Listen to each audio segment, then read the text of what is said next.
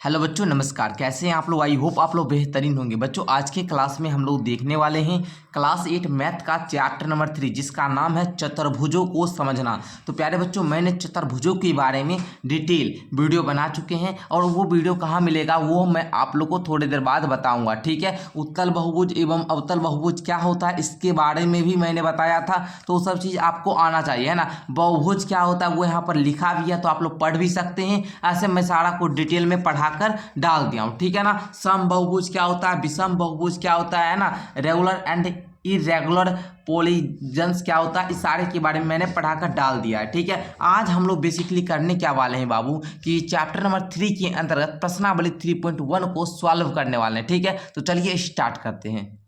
तो चलिए बच्चों, हम लोग प्रश्नावली 3.1 को क्या करते हैं, पढ़ना स्टार्ट करते हैं। 3.1 के सभी प्रश्नों को सॉल्व करना स्टार्ट करते हैं। और मैं आपको ये बात बता देता हूं, इस वीडियो को कंप्लीट देखने के बाद प्रश्नावली 3.1 के हर एक क्वेश्चन आपको अच्छे तरीके से क्लियर समझ में आएगा। ठीक है, अच्छा, मैं आपको बता रहा था कि सर कॉन्सेप्ट समझने के लिए क्या करना होगा। बाबू, यदि आप लोग चैप्टर नंबर 3 या कोई भी क्लास 8 का ऑल सब्जेक्ट अगर आप लोग पढ़ना चाहते हैं, मतलब उसके लिए आप लोग को मेरा कोर्स लेना पड़ता है। क्या करना पड़ता है बाबू? मेरा कोर्स लेना पड़ता है 1 ईयर का, है ना। 1 ईयर मतलब पूरा क्लास 8 हम पढ़ाएंगे। फिर आने वाला है 499 में आप लोग का क्लास 8 का ऑल सब्जेक्ट हम पढ़ाते हैं। ठीक है, अगर आप लोग बाबू पढ़ना चाहते हैं तो आप लोग जुड़ सकते हैं। उसके लिए आप लोग कॉन्टैक्ट नंबर लिख लीजिए 7488600620। इस नंबर पर आप लोग मैसेज कर लेंगे या कॉल कर लेंगे और आप लोग को 499 पेमेंट करने के लिए बोला जाएगा। 499 रुपया पेमेंट कीजिएगा, 1 ईयर का ऑल सब्जेक्ट पढ़ाया जाएगा। कंप्लीट समझ में आ चुका है। चलिए अब हम लोग प्रश्नावली को शुरुआत करते हैं। ठीक है, कहता है फर्स्ट क्वेश्चन, यहाँ पर कुछ आकृतियां दी गई है।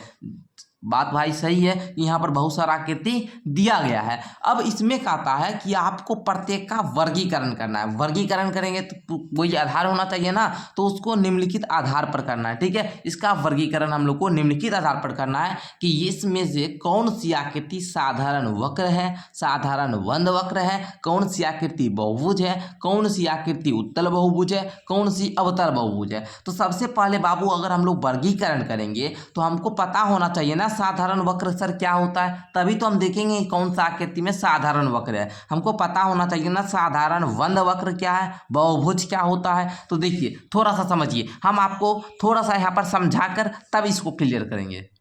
देखिए साधारण वक्र सिंपल सा हम यहाँ पर बताते हैं।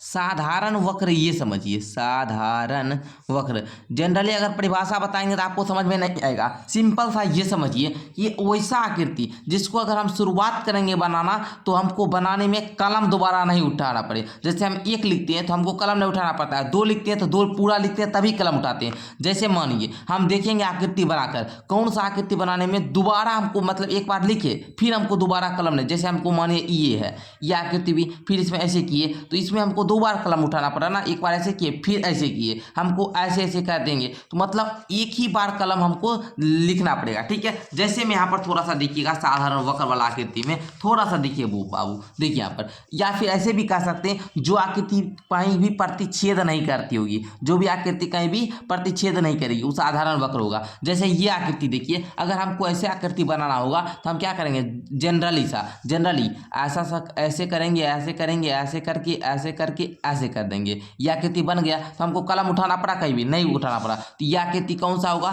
साधारण वक्र होगा। तो हम लिख देते हैं यहाँ पर साधारण वक्र में 1 नंबर वाला आकृति हो जाएगा। अच्छा, इस आकृति को बनाने के लिए क्या करना होगा बाबू, इस आकृति को हम ऐसे करेंगे, है ना। अच्छा, ऐसे कर देंगे, फिर हम लोग ऐसे कर देंगे, फिर ऐसे कर देंगे, फिर ऐसे कर देंगे, आकृति बन जाएगा। तो ये भी आकृति हो जाएगा साधारण वक्र में, है ना। चलिए अब देखिए कौन सी आकृति हो जाएगा, यह आकृति होगा, नहीं होगा। पहले ऐसे करेंगे फिर कलम उठा लिए फिर ऐसे करेंगे तो यह आकृति नहीं होगा, यह आकृति भी नहीं होगा, है ना, क्योंकि ये क्या करता है लाइन को प्रतिच्छेद कर रहा है, यह आकृति भी नहीं होगा। इस आकृति को आ जाइए, इस आकृति को भी बना देंगे हम, ऐसे कर देंगे और ऐसे ऐसे किए, उसके बाद फिर ऐसे कर देंगे, मतलब ये आकृति भी हो गया। तो 1 3 भी, फिर इस आकृति को भी ऐसे बना सकते हैं, तो ये आकृति भी हो गया।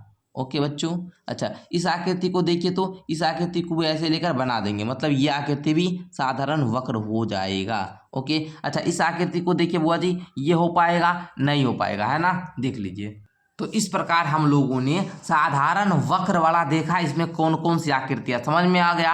अब देखिए बुआ, कहने का मतलब इसका समझ चुके हैं आप लोग। अब देखिए दूसरा कहता है साधारण बंद वक्र। साधारण वक्र होना चाहिए, लेकिन वो कैसा होना चाहिए बुआ? बंद होना चाहिए, है ना, समझ रहे हैं ना। मतलब साधारण तो वक्र वाला तो होबे करेगा, साधारण वक्र होगा, लेकिन जैसे मान लीजिए ये आकृति है ना, ये आकृति है बाबू, ये वक्र हो गया ना, ये क्या है? वक्र है, साधारण वक्र है, लेकिन ये बाबू खुला है। ये क्या है? खुला है। ये आकृति मतलब वह पूरा बंद ना है जी, यहाँ पर बंद है। साधारण वक्र तो है ही, लेकिन बंद भी होना चाहिए। तो बुआ जी ये आकृति क्या है बाबू? बंद है, कहीं से खुला हुआ है नहीं है। तो ये आकृति साधारण बंद वक्र होगा, तो बोलेंगे हाँ सर होगा। ये आकृति कहीं से खुला हुआ है नहीं है ना, तो ये भी क्या होगा? साधारण बंद वक्र होगा। ये आकृति तो साधारण वक्र ही नहीं है, तो साधारण बंद वक्र कैसे होगा? जो साधारण वक्र है उसी को देखिए, ये भी नहीं होगा। इसको देखिए बाबू, ये साधारण वक्र है ना, तो बाबू ये कहीं से खुला है नहीं है ना, तो ये आकृति भी होगा। तो यहाँ पर हम लिखते जाते हैं बाबू भी नंबर, है ना।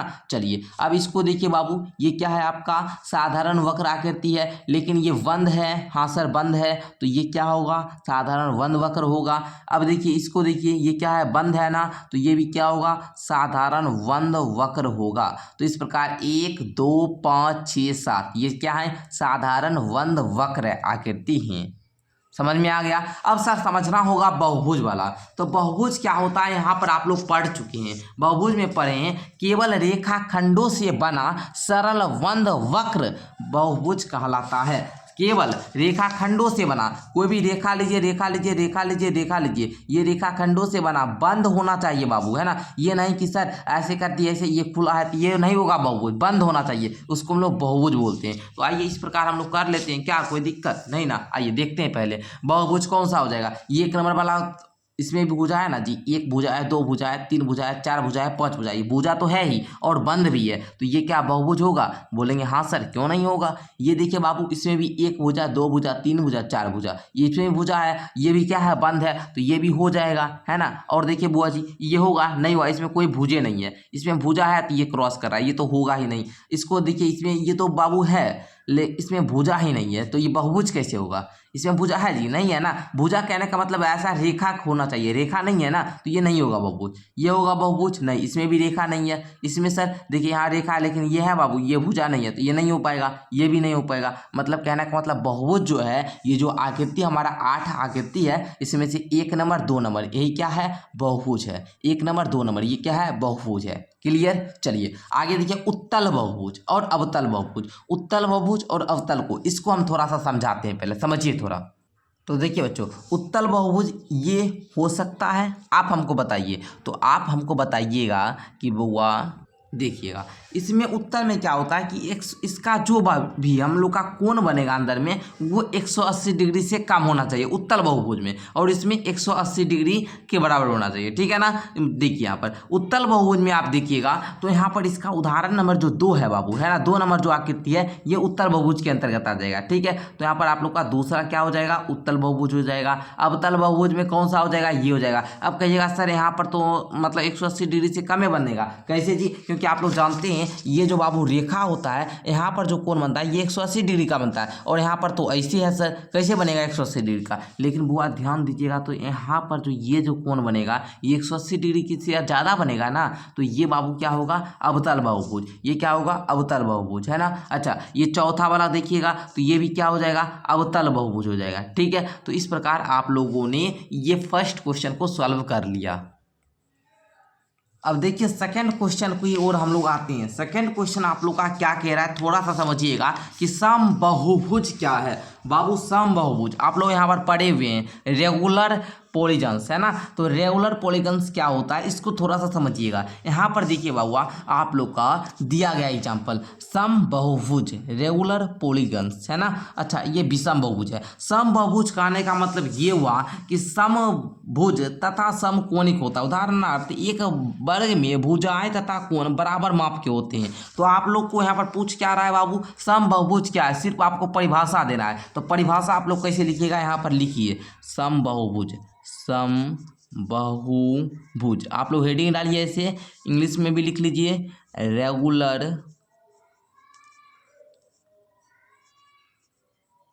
इस प्रकार से हेडिंग डाल दीजिए। ओके, हेडिंग डालने के बाद अब आप लोग परिभाषा लिखिए। वैसा बहुभुज, वैसा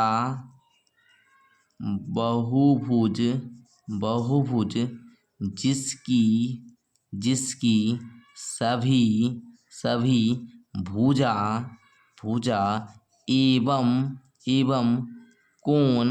एवं कोण बराबर होते हैं, बराबर होते हैं, बराबर होते हैं या समान होते हैं, या समान होते हैं, उसे समबहुभुज कहते हैं, उसे समबहुभुज कहते हैं। इस प्रकार से लिखिए आप लोग। ओके, अच्छा, एग्जाम्पल के लिए आप लोग एक वर्ग बना सकते हैं ना। वर्ग देखिएगा बुआ, वर्ग का जो ये भुजा है, ये भी बाबू अगर 2 सेंटीमीटर है तो ये भी भुजा 2 सेंटीमीटर होता है, ये भी भुजा 2 सेंटीमीटर और ये भी भुजा 2 सेंटीमीटर होगा। और ये जो कोण होगा बाबू 90 डिग्री का, तो ये भी कोण 90 डिग्री का ही होता है, ये भी कोण 90 डिग्री का ही होता और ये भी कोण 90 डिग्री का ही होता है। तो इसलिए हम कहते हैं इसकी सारी कोण और सारी भुजा की माप बराबर है, इसलिए ये एक समबहुभुज है। क्लियर। चलिए आगे आपका वो है,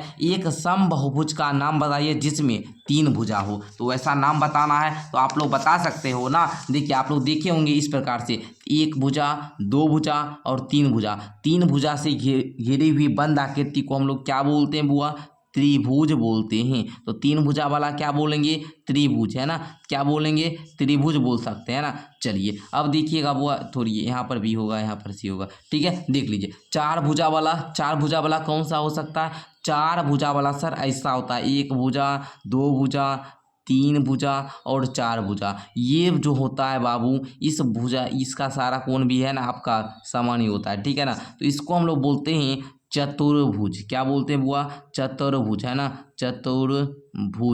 चतुर्भुज बोलते हैं। अब 6 भुजा वाला को क्या बोलेंगे बाबू? 6 भुजा वाला। तो 6 भुजा वाला आप लोग देखे हैं? नहीं देखे हैं। देखिए 1 2 3 4 5 और 6 इस प्रकार से होता है। इसको हम लोग क्या बोलते हैं बाबू? समषड्भुज, है ना। समषड्भुज, है ना। इस प्रकार से 6 भुजा वाला का नाम होता है, ठीक है। तो प्यारे बच्चों, इस प्रकार आप लोगों का आज के क्लास को करने के बाद प्रश्नावली 3.1 के हर एक क्वेश्चन को हम लोग सॉल्व किए। हम आप लोग को जल्दी प्रश्नावली 3.2 3.2 का सारा क्वेश्चन आंसर सॉल्व करवाने वाले हैं। तो आप लोग तैयार रहिए। बस आप लोग को चैनल को सब्सक्राइब करना है। और मैं आप लोग को शुरू में ही बताया था, ऑल सब्जेक्ट पढ़ने के लिए आप लोग को क्या करना होगा? मेरे पेड कोर्स में जुड़ना होगा, जिसके लिए इस नंबर पर संपर्क करेंगे। 499 रुपया लिया जाएगा 1 साल के लिए। ऐसे फ्री में पढ़ना चाहते हैं तो यूट्यूब आपके लिए, है ना, सफिशियंट है। मेरा यूट्यूब चैनल HPM क्लासेस, आप लोग यहाँ जुड़कर पढ़ सकते हैं। धन्यवाद।